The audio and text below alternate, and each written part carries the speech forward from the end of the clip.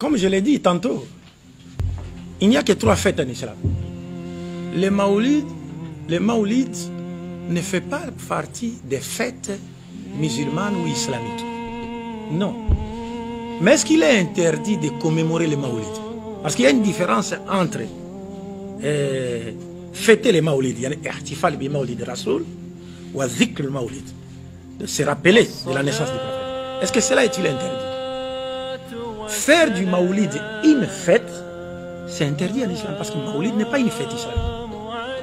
Mais est-ce qu'il est interdit de parler de la naissance du prophète?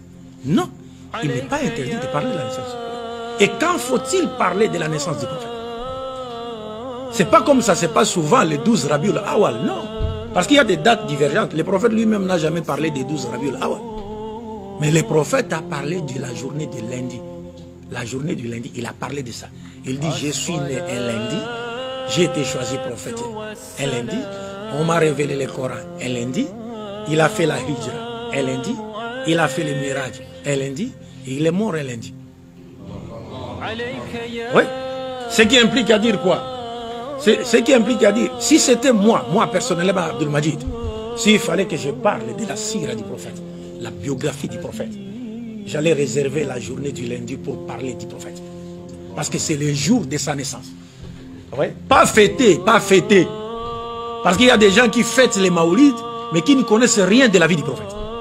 Vous allez leur demander, mais le prophète avait combien d'enfants, combien d'épouses, comment ça peut être? Il ne connaît rien, absolument rien.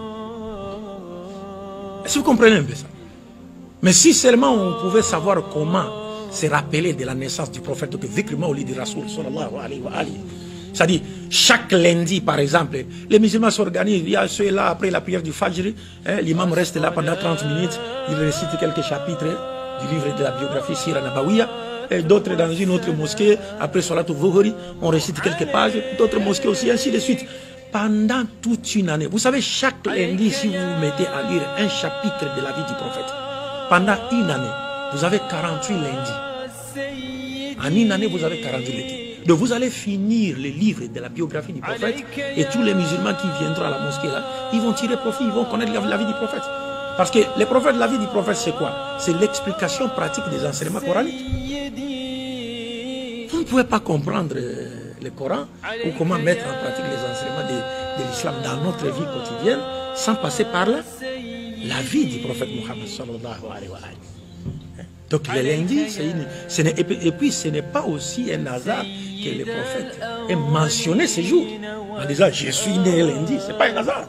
C'est pas un hasard. C'est pourquoi il y a même des oulémas qui disent qu'on peut faire un jeûne même ce lundi là pour en signe de reconnaissance à Dieu de nous avoir envoyé qui?